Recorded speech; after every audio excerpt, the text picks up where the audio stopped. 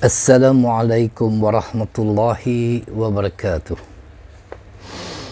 Bismillahirrahmanirrahim. Alhamdulillahi rabbil alamin.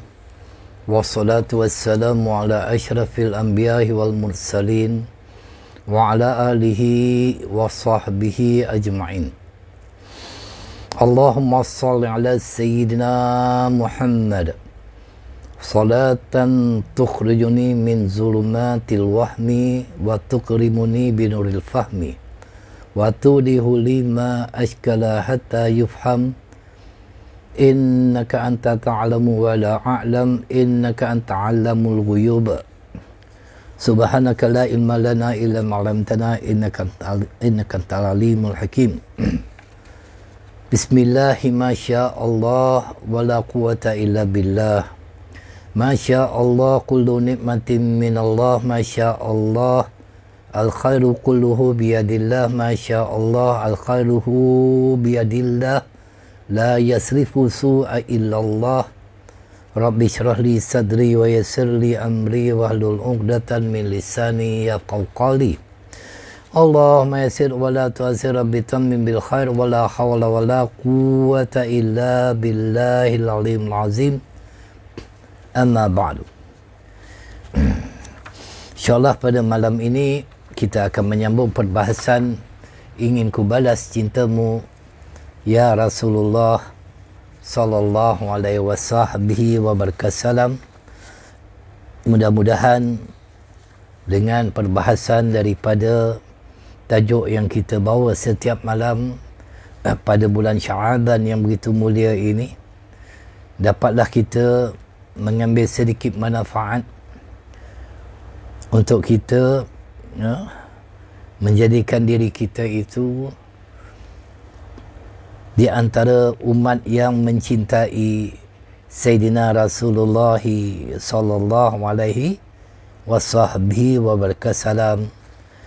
Mudah-mudahan dengan mendengar kisah-kisah bagaimana para sahabat yang begitu kasih dan begitu mahabbah, begitu cinta kepada Rasulullah sallallahu alaihi wasallam, dapat juga kita menjadikan mereka itu sebagai contoh ikutan kepada kita. Kita telah membicarakan semalam tentang para khulafa ar-rasyidin yang sangat mencintai Nabi sallallahu alaihi wasallam, seumpama Sayyidina Abu Bakar As-Siddiq radhiyallahu anhu ta'ala, Sayyidina Umar Al-Khattab radhiyallahu anhu ta'ala, Sayyidina Uthman ibn Affan radhiyallahu anhu ta'ala, dan juga Sayyidina Ali karamallahi wajahah.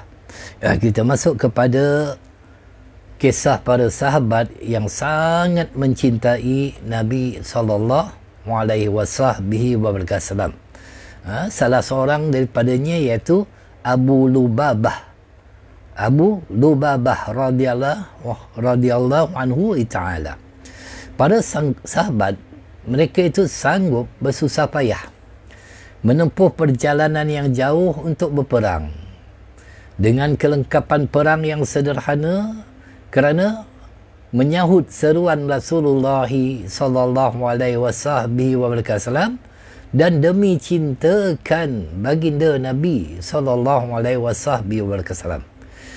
Seumpama di dalam perang Badar, lebih 313 orang tentera Islam, anggarannya 313, turut serta dengan hanya 70 ekor unta. Tak cukup kan? 313 unta 70. Yang ada 70 unta saja. Menempuh perjalanan sejauh 160 km, iaitu jarak daripada Madinah ke Badar. Jauh. 160 km. Masya Allah, tabarakallah. Kalau daripada Kuala Lumpur sampai Seremban, lebih lagi 160 km. Dengan 70 ekor unta. Ada yang berjalan kaki lah kerana tak cukup unta tu. Setiap 3 atau 4 orang tentera akan bergiliran mengendarai seekor unta. Jadi gile-gile Sekejap orang ni, sekejap orang ni. Apabila seorang menunggangnya, dua orang yang lain berjalan kaki. Macam tu sekali kan. Masya Allah, tabarakallah. Tanpa bagi alasan. Kalau kita bagi alasan dah, ya Rasulullah, payah dah, susah dah. Nak menuntut ilmu pun payah kita kan. Apatah lagi untuk kita berjihad ke jalan Allah Subhanahu Wa Taala sebagaimana yang dilakukan oleh para sahabat. Rasulullah sallallahu alaihi wasallam sendiri berkongsi mengendarai tunggangan yang sama bersama dengan siapa? Dengan Sayyidina Ali bin Abu Talib karamallahu wajhah dan juga Abu Lubabah radhiyallahu anhu ta'ala. Abu Lubabah ini dilahirkan di Madinah, termasuk salah seorang pahlawan Islam, termasuk golongan terawal memeluk agama Islam ketika beberapa orang Ansar berjumpa dengan Mus'ab bin Umair radhiyallahu ta'ala di Madinah dalam Bai'ah Aqabah yang kedua. Jadi baginda Nabi SAW berkongsi dengan Sayyidina Ali, dengan Abu Lubabah, naik unta.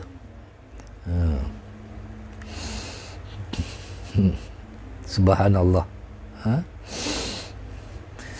Kedua-dua sahabat mulia ini sebulat suara mencadangkan agar Rasulullah SAW menunggang unta daripada mula perjalanan sehinggalah sampai ke Badar, kerana memuliakan dan sebagai tanda cinta mereka kepada baginda Nabi SAW. Tak apalah, kata Sayyidina Ali, kata Abu Lubabah, Rasulullah, tuan naiklah unta tu sampai ke Badar, kami biar berjalan kaki saja. Begitu mereka cinta kepada Rasulullah. Walau bagaimanapun Nabi SAW menolaknya dengan baik, dan menunjukkan teladan kepimpinan yang terpuji dengan sama-sama bergilir menunggang unta tersebut sehingga sampailah ke destinasi. Walaupun beri peluang oleh dua orang sahabat ni, ya Rasulullah, Rasulullah tetap juga menolak dengan baik. Itu sebab Allah Subhanahu Wa Taala, mereka yang dalam peperangan Badar ini adalah tentera-tentera yang dipilih oleh Allah Subhanahu Wa Taala, yang begitu mulia di sisi Allah Subhanahu Wa Taala. Biasa kan kita dengar ada selawat Badar,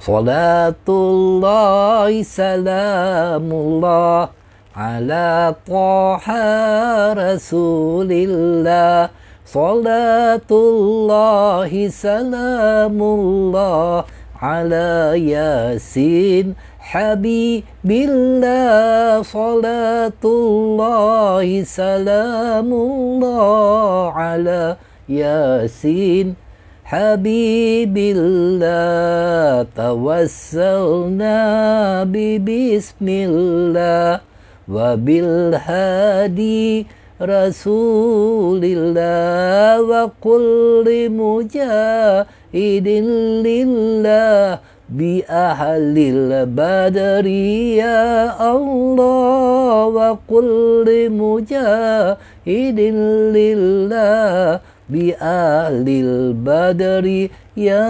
Allah. Itu dengan berkat pejuang Al-Badar, mereka itu menuju semua berjihad ke jalan Allah Subhanahu Wa Taala. Kemudiannya kita lihat pula sahabat yang lain, Al-Miqdad bin Amr radhiyallahu anhu ta'ala, ketika dalam perang Badar, tentera kaum muslimin berdepan dengan tentera musyrikin seramai 1,000 orang. 313 lawan 1,000.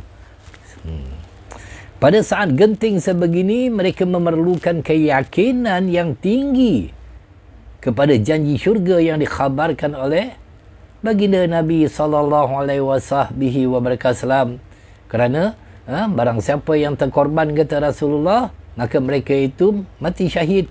Syurgalah untuk mereka. Jadi mereka sangat mempercayai, begitu yakin dengan apa yang telah pun disampaikan oleh Nabi SAW. Seorang pecinta Rasulullah SAW daripada kalangan sahabat Ansar, Al-Miqdad bin Amr radhiyallahu ta'ala. Siapa dia ni? Kalau kita nak tahu siapa dia, ialah Al-Miqdad bin Amr termasuk kumpulan pertama masuk Islam dan orang ketujuh yang menyatakan keislaman secara terang-terangan. Hebat. Subhanallah. Sanggup dia bersama dengan Rasulullah sallallahu alaihi wasallam dan kaum muslimin berjuang demi menegakkan Islam. Untuk menegakkan Islam ini berkorban jiwa dan raga. Kita nak menegakkan Islam ni payah kita kan. Akhir zaman inilah banyak alasan kita. Al-Miqdad bin Amr radhiyallahu ta'ala sangat mencintai Rasulullah sallallahu alaihi wasallam sehingga kan sangat risau dan bertanggungjawab di atas keselamatan Nabi sallallahu alaihi wasallam. Setiap kali dia mendengar berlaku kekacauan di Madinah, Al-Miqdad dia akan terus pergi ke rumah Rasulullah sallallahu alaihi wasallam dengan menunggang kuda. Cepat dia. Dengar saja ada kecoh, ada berlaku kekacauan Madinah, cepat-cepat dia pergi rumah Rasulullah. Lalu berdiri di hadapan pintu rumah baginda sambil menghunus pedang atau tombaknya.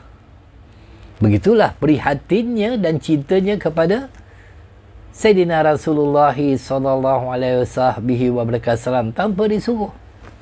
Tanpa mereka itu diperintahkan oleh Rasulullah untuk mengawal dirinya, tapi mereka merelakan dirinya mereka itu terkorban. Biar kami mati tak apa, asalkan Rasulullah selamat. Begitu kasihnya Al-Miqdad bin Amr radhiyallahu ta'ala. Kemudiannya Sa'ad bin Mu'az radhiyallahu ta'ala dalam perang Badar. Sa'ad bin Mu'az radhiyallahu ta'ala, iaitu Sa'ad bin Mu'az bin Nu'man. Dia berasal daripada Madinah. Seorang sahabat Nabi yang mempunyai jiwa perjuangan kental, daripada bangsawan suku Aus, yang memeluk Islam antara Bai'ah Aqabah dan Bai'ah Aqabah yang kedua. Dia memeluk Islam dan gugur syahid ketika dalam peperangan. Umur ketika itu 31 tahun. Mati dalam keadaan muda lagi. 31 tahun. Muda lagi. Daripada hari keislamannya itu, Sa'ad bin Mu'az ini, sehinggalah akhir hayatnya, beliau menjalani dengan berbakti kepada Allah dan Rasulnya. Itu saja. Dia habiskan umurnya hanya untuk berbakti untuk Allah dan Rasulnya. Dan di saat kematiannya itu, Rasulullah SAW pun bersabda, sesungguhnya arasy Allah yang Rahman bergegar dengan kematian Sa'ad bin Mu'az. Wallahu Rabbi. Bergegar arasy ketika kematian Sa'ad bin Mu'az radhiyallahu ta'ala ini. Jadi dalam perang Badar, beliau dan Al-Miqdad bin Amr radhiyallahu ta'ala tampil menyatakan kesanggupan mereka dan kaum Ansar berjuang bersama-sama Rasulullah sallallahu alaihi wasallam. Sanggup. Mereka itu volunteer, ingin turut serta. Lalu mereka menyatakan taat setia kepada Rasulullah sallallahu alaihi wasallam sambil berjanji akan membela dan mempertahankan Rasulullah daripada serangan musuh. Macam tu sekali. Walaupun mereka tahu bilangan musyrikin itu lebih besar daripada mereka dan risiko yang akan dihadapi itu lebih tinggi, tapi demi cintanya kepada Rasulullah, tak kisahlah, mati-matilah.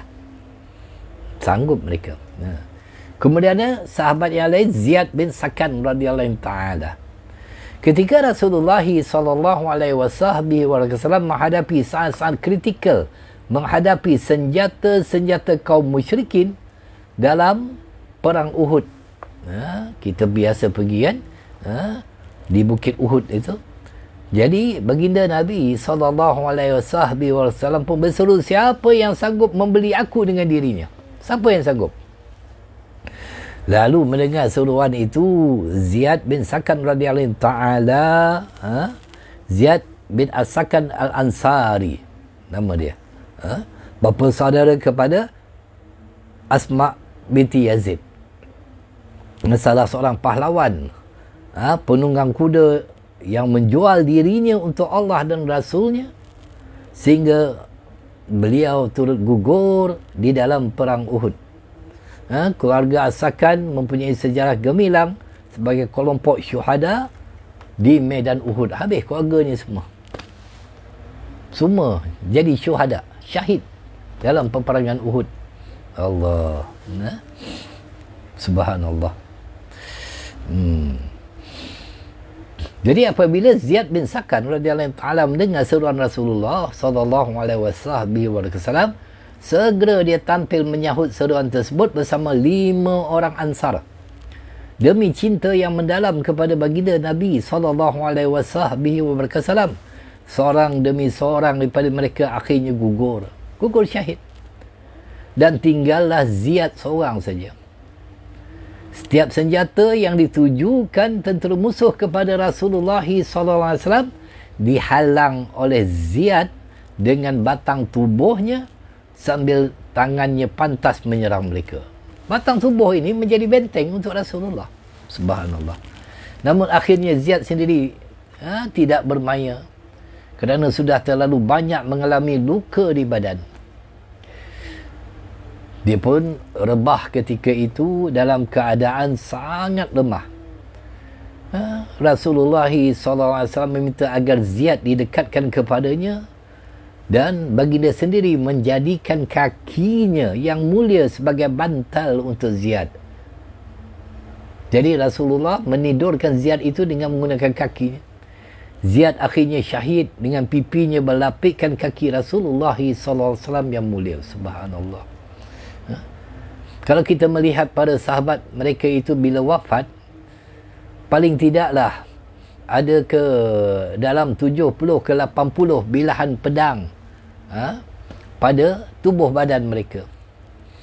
Kalaupun mereka itu tidak mati dalam keadaan syahid, tetap juga ada kesan-kesan luka kerana mengikuti perang bersama Rasulullah SAW. Itulah yang akan menjadi saksi di hadapan Allah Subhanahu Wa Taala nanti. Kita ada juga luka, tuan-tuan kan? Luka main futsal, luka jatuh motosikal, luka belajar basikal, luka panjat pokok terjatuh, luka tu ajalah kita. Luka dalam peperangan kita tak ada. Berjihad untuk ke jalan Allah, jihad yang paling mudah akhir zaman ini iaitu menuntut ilmu. Itu pun payah bagi orang kita. Macam mana untuk kita menandingi sahabat Nabi SAW alaihi wasallam. Kemudiannya Khubayb bin Adi radhiyallahu ta'ala, ketika Khubayb bin Adi radhiyallahu ta'ala, dia ni salah seorang sahabat yang terkenal di Madinah, dan termasuk sahabat Ansar, selalu menemui Rasulullah sallallahu alaihi wasallam sejak baginda hijrah ke Madinah daripada Mekah Mukarramah, berhijrah ke Madinah Munawwarah. Lalu Khubayb bin Adi radhiyallahu taala ini sering kali pergi berjumpa dengan Rasulullah sallallahu alaihi wasallam. Seorang yang berjiwa bersih, bersifat terbuka, beriman teguh dan berhati mulia. Ketika perang Badar, beliau berjaya membunuh seorang pemimpin Quraisy yang bernama Al-Haris bin Amir bin Naufal. Ketika Khubayb ditawan, keluarga Haris bin Amir yang terbunuh di perang Badar segera membeli Khubayb sebagai budak dengan tujuan untuk membalas dendam. Jadi dia beli itu nak balas dendam sebab atas kematian orang kafir Quraisy, Al-Harith bin Amir bin Naufal yang dibunuh oleh Khubayb bin Adi. Jadi ketika Khubayb bin Adi radhiyallahu ta'ala dibawa keluar dari Mekah untuk dibunuh, dia meminta agar diberi kesempatan untuk solat 2 rakaat sebelum pembunuhan ke atasnya dijalankan. Minta dulu kepada orang kafir Quraisy solat 2 rakaat. Ketika pedang hampir dihayun ke lehernya, Khubayb sedar beliau tidak akan lagi bertemu lagi dengan kekasihnya, iaitu Rasulullah sallallahu alaihi wasallam. Lantas dia pun berkata, ya Allah, aku tidak mendapati seorang pun yang akan menyampaikan salamku kepada Rasulullah. Maka aku mengharapkan kepadamu, ya Allah, agar menyampaikan salamku ini kepada baginda Nabi SAW. Sebelum dia dipancung lehernya itu. Ketika lehernya akan dipancung, Khubayb ditanya. Wahai Khubayb, orang kafir Quraisy yang nak memancung kepalanya itu. Tanya, wahai Khubayb, adakah engkau suka jika Muhammad menggantikan engkau di tempat ini? Sebab ini offer yang diberikan oleh orang kafir Quraisy. Kau gantikan tempat engkau dengan Muhammad, kau boleh balik dengan ahli keluarga engkau, bergembira, seronoklah engkau. Lalu Khubayb dia segera menjawab, tidak. Aku sangat tidak suka Nabi Muhammad sallallahu alaihi wasallam tercedera walaupun hanya tersusuk sebatang duri. Ini kan pula untuk menggantikan tempat aku ini yang mana yang kalian nak memancungnya. Sampai begitu sekali. Akhirnya tubuhnya lantas ditusuk tombak dan dilibas dengan pedang. Allahu Rabbi. Macam mana perjuangan para sahabat demi cinta kepada Rasulullah sallallahu alaihi wasallam. Diriwayatkan bahawa ketika Khubayb bin Adi radhiyallahu taala berdoa agar disampaikan salamnya kepada Rasulullah sallallahu alaihi wasallam yang sangat dicintainya, Jibril alaihissalam datang menyampaikan salamnya kepada baginda walaupun berada di tempat yang jauh. Lalu dijawab oleh Rasulullah sallallahu alaihi wasallam, "Waalaikumsalam wahai Khubayb, engkau dibunuh oleh orang Quraisy." Rasulullah tahu peristiwa tersebut kerana datang Jibril alaihissalam menyampaikannya. Kemudian salah seorang sahabat lagi yang bernama Sawad bin Ghaziyah radhiyallahu ta'ala. Sayyidina Sawad bin Ghaziyah radhiyallahu ta'ala ini merupakan sahabat yang menyertai perang Badar dan syahid dalam medan perang. Turut sama dalam perang Badar ketika itu.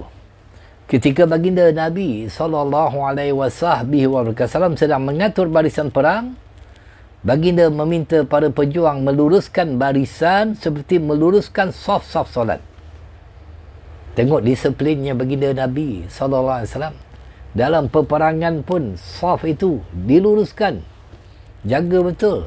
Bagaimana semayang juga luruskan.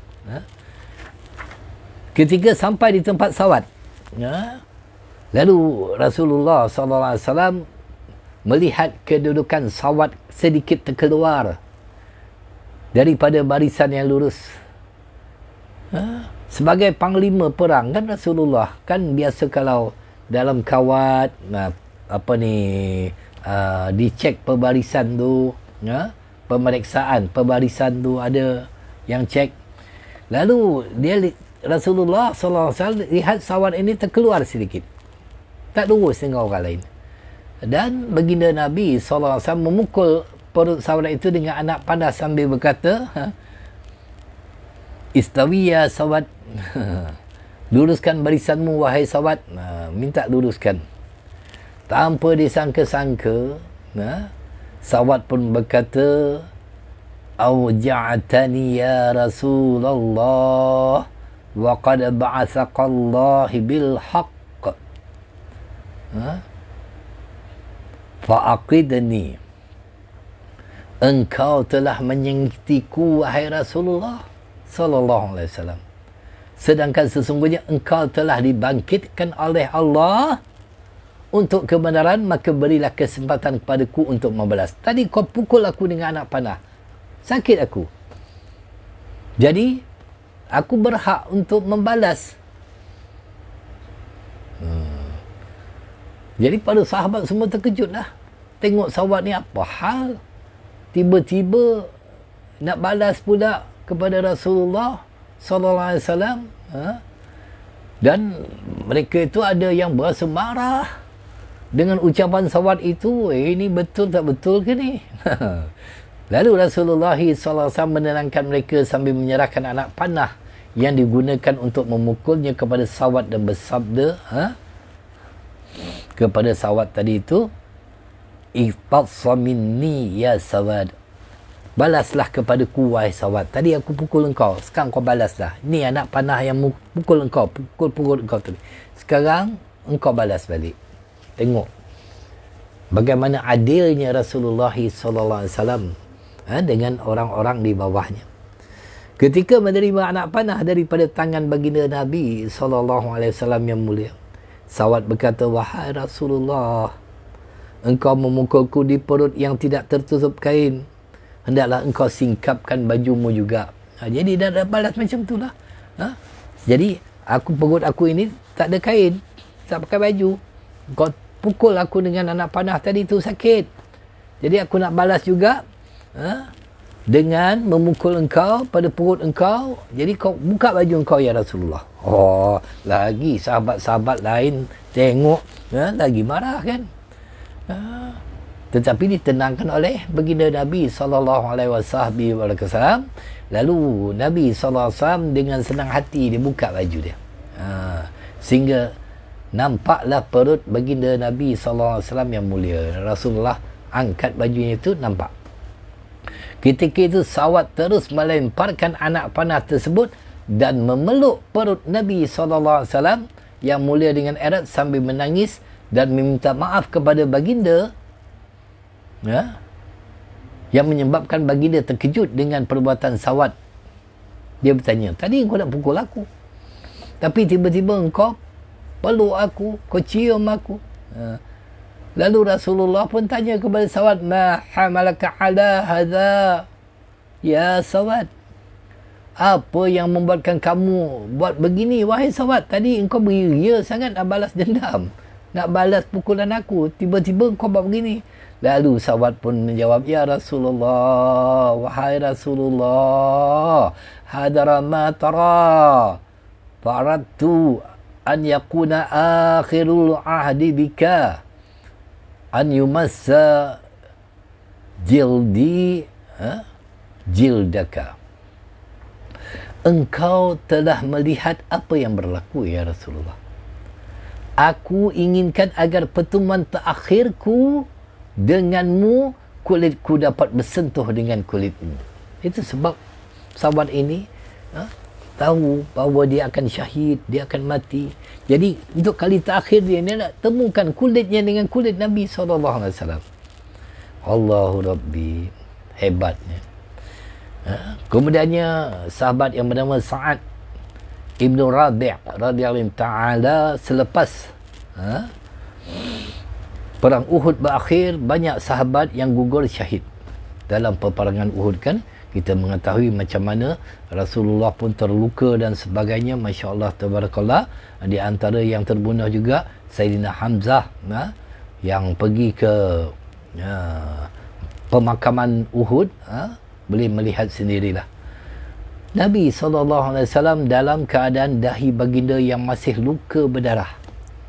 Dahi Rasulullah itu luka berdarah. Serta patah giginya. Allah, tetap terkenangkan seorang sahabat yang baginda kasihi. Siapakah sahabat tu? Dan disayangi oleh Rasulullah, iaitu Sa'ad bin Rabi' radhiyallahu ta'ala.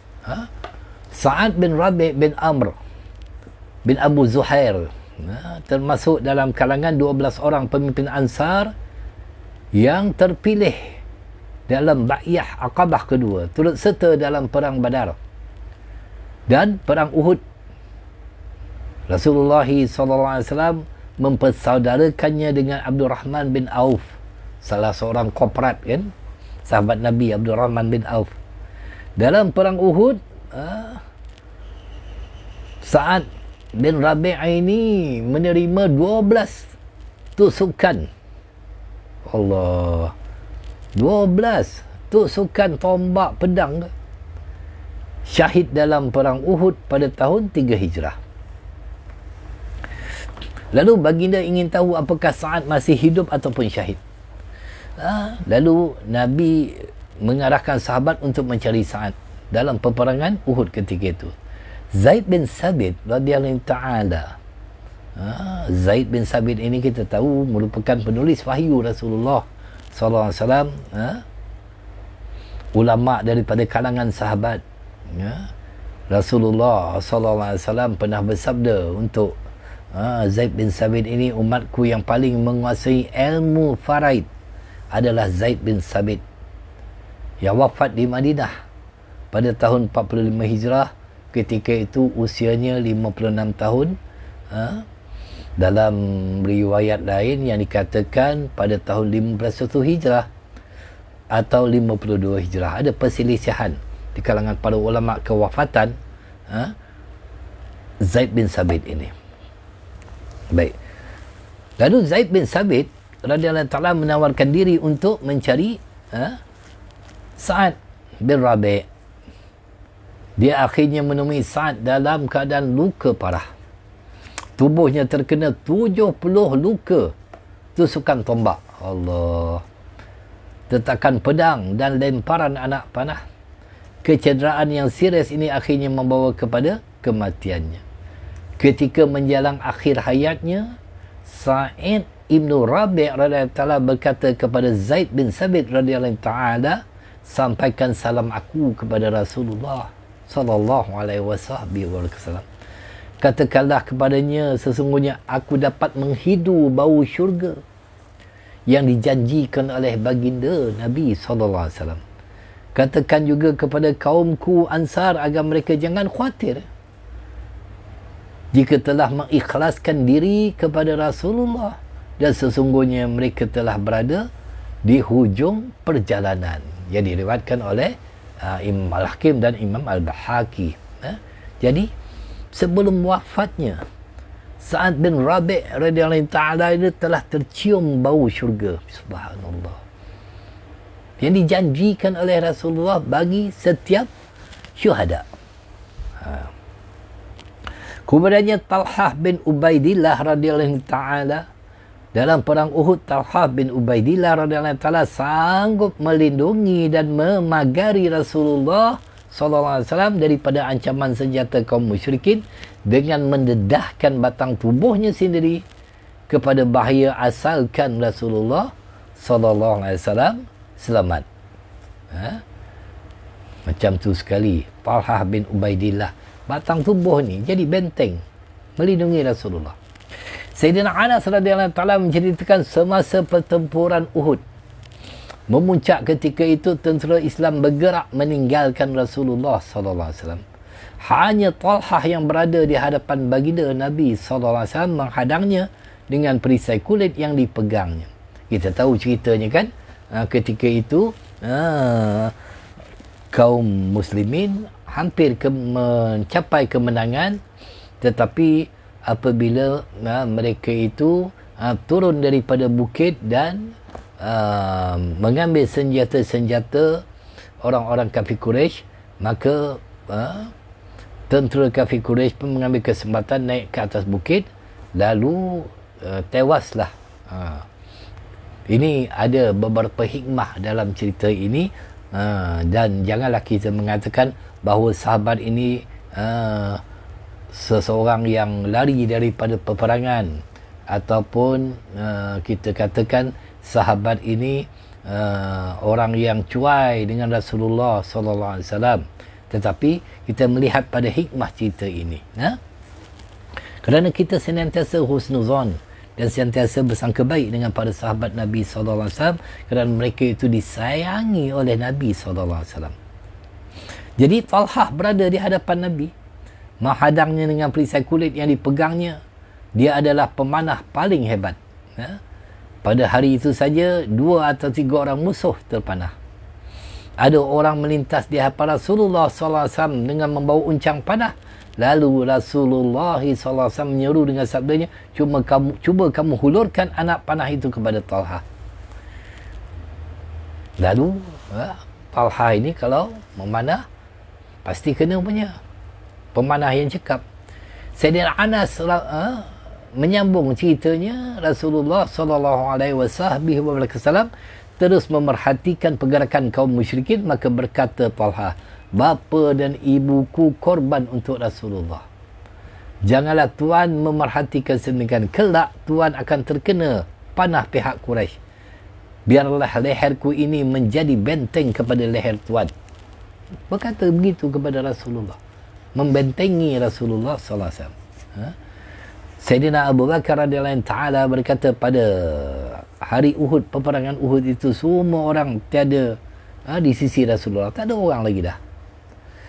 Akulah orang pertama yang sampai di hadapan baginda. Dan kudapati seorang sahabat yang sedang bergelut mempertahankan Rasulullah. Lalu aku pun berkata, itu mesti Talha. Demi bapa dan ibuku untuk kau, wahai Talha. Hebat. Yang lain semua tinggallah, meninggalkan Rasulullah. Jadi selepas kemuncak suasana perang mula reda, ternyata tangan Talha berada dalam keadaan kudung dan terdapat lebih kurang 70 kesan luka pada tubuhnya. Kerana beliau menjadikan batang tubuhnya itu untuk menghalang libasan pedang musuh daripada mengenai tubuh Rasulullah SAW. Tatkala mengenangkan peristiwa di Uhud, Sayyidina Abu Bakar radhiyallahu ta'ala sendiri mengalirkan air mata. Menangis Sayyidina Abu Bakar. Sambil dia berkata, hari itu semuanya adalah untuk Talha. Kerana dia saja yang menjadi perisai untuk Rasulullah. Yang lain dah tak ada lagi dah. Kemudian sahabat yang bernama Mus'ab bin Umair radhiyallahu ta'ala, Mus'ab bin Umar radhiyallahu ta'ala ini salah seorang sahabat yang menghabiskan umurnya untuk perjuangan Islam, meninggalkan kehebatan dunia, berhijrah zahir dan batin untuk mengambil kehebatan ukhrawi yang sejati. Ini hebatnya. Terkenal sebagai orang yang berperawatakan yang begitu kacak, lemah lembut, pakai pun kemas dia, yang mahal-mahal, yang indah-indah. Tapi pada akhir hidupnya beliau menjalani kehidupan yang sangat sederhana dan syahid dalam perang Uhud. Itulah dia, sahabat Nabi SAW, Mus'ab bin Umair radhiyallahu ta'ala. Jadi Mus'ab bin Umar radhiyallahu ta'ala pula memperlihatkan kecekalannya yang luar biasa dalam mempertahankan diri Rasulullah SAW daripada serangan Ibni Qami'ah dan kuncu-kuncunya. Dalam peperangan, panji-panji Islam tergenggam kukuh di tangan Mus'ab. Lantaran itu tangan kanannya dicantas oleh pihak musuh, lalu tangan kirinya sepatas kilat menyambar panji-panji berkenaan agar tidak terjatuh ke tanah. Kan bendera tu kan, lepas tangan kanan dipancung, pegang pula dengan tangan yang kiri. Dengan penuh ketabahan hati Mus'ab, dia menghadapi serangan pihak musyrikin hingga terputus tangan kirinya. Dua-dua tak ada dah. Sekali lagi, kecederaannya dia alaminya tidak mampu menghalanginya daripada terus berjuang mempertahankan maruah agama. Dia tidak ada putus asa dan mempertahankan bendera Islam itu daripada terjatuh dengan mengepitnya ke dada dengan lehernya. Dikepit dengan lehernya tak. Subhanallah. Akhirnya gugurlah Mus'ab, dibunuh oleh kaum musyrikin. Pembunuhnya ialah Ibnu Qami'ah yang menyangka Mus'ab itu adalah Rasulullah sallallahu alaihi wasallam kerana wajahnya yang hampir menyerupai wajah baginda Nabi sallallahu alaihi wasallam, sebab tampan, handsome, kacak. Kemudian sahabat yang dikasihi oleh Nabi sallallahu alaihi wasallam yang merupakan muazin pertama Rasulullah sallallahu alaihi wasallam itu Bilal bin Rabah radhiyallahu taala. Bilal bin Rabah radhiyallahu taala ini merupakan muazin, tukang azan Rasulullah, seorang hamba yang berkulit hitam yang tinggal di Makkah. Hamba kepada Umayyah bin Khalaf, salah seorang tokoh penting kaum musyrikin. Dimerdekakan oleh Sayyidina Abu Bakar As-Siddiq radhiyallahu ta'ala. Akhir hidupnya Bilal bin Rabah ini dia tinggal di Damsyik. Sampailah dia wafat pada tahun 20 Hijrah. Bilal bin Rabah ketika hayat baginda, dia bersama Rasulullah menjadi tukang azan. Selepas kewafatan baginda Nabi SAW, Bilal bin Rabah pun berpindah ke Syam. Sebab kerinduan. Kalau tinggal di Madinah, asyik nampak Rasulullah. Rindu sangat. Akhirnya Bilal bin Rabah ini bermimpi melihat Nabi dalam tidurnya. Lalu Rasulullah pun bertanya kepada Bilal bin Rabah, "Ma hazihil jafwatul ya Bilal? Amman amma an laka an tazurani." Sikap keras apakah ini wahai Bilal? Bilakah engkau akan menziarahiku? Sebab dia dah pindah ke Syam kan? Tak duduk lagi Madinah. Lalu Bilal bin Rabah radhiyallahu ta'ala bangun dalam keadaan sedih kerinduan dan terus saja menaiki tunggangannya menuju ke Madinah. Sampai di Madinah, Bilal terus menziarahi makam Rasulullah sallallahu alaihi wasallam sambil menangis dengan penuh kerinduan yang amat sangat terhadap baginda Nabi sallallahu alaihi wasallam. Sebab itu Bilal menziarahi Sayyidina Hasan radhiyallahu ta'ala, cucu Rasulullah, anak kepada Sayyidina Ali, dan juga Sayyidina Husain radhiyallahu ta'ala. Kedua-duanya adalah cucu kesayangan Nabi sallallahu alaihi wasallam, yang mempunyai rupa paras yang sangat mirip kepada Rasulullah sallallahu alaihi wasallam, iaitu daripada pusatnya sampai ke kepalanya. Sayyidina Husain pula sangat mirip kepada baginda Nabi sallallahu alaihi wasallam daripada pusat ke bawah, yang hidup pada masa Rasulullah sallallahu alaihi wasallam selama 8 tahun. Dan kedua-duanya itu wafat pada tahun 49 Hijrah dan dimakamkan di Baqi', pemakaman Baqi'. Jadi apabila Bilal bin Rabah jumpa cucu Nabi SAW, Sayyidina Hasan, Sayyidina Husain, sambil mencium dan memeluk kedua-duanya, kedua-duanya meminta agar Bilal bin Rabah mengumandangkan azan, dan beliau tidak keberatan untuk melakukannya. Lalu Bilal bin Rabah radhiyallahu ta'ala lantas naik ke atas bumbung untuk melaungkan azan ketika itu, ketika beliau mengumandangkan Allahu Akbar, Allahu Akbar. Madinah bergema dengan suara tangisan pada penghuninya.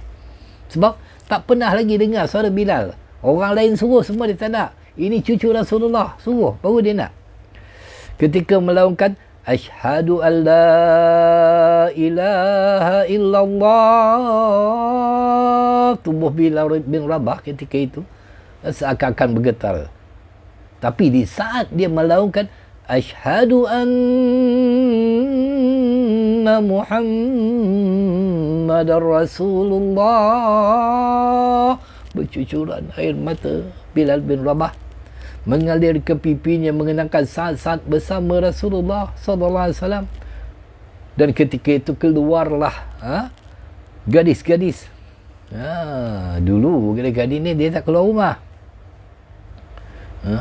tanpa izin kedua orang tuanya, tapi bila dengar suara Bilal ni, keluar gadis-gadis dengan air mata yang mengalir sambil bertanya keheranan, Rasulullah dibangkitkan lagi. Tidakkah dilihat ramainya lelaki dan wanita menangis di bumi Madinah ketika itu selepas kewafatan Rasulullah, melainkan pada saat Sayyidina Bilal bin Rabah mengumandangkan azan.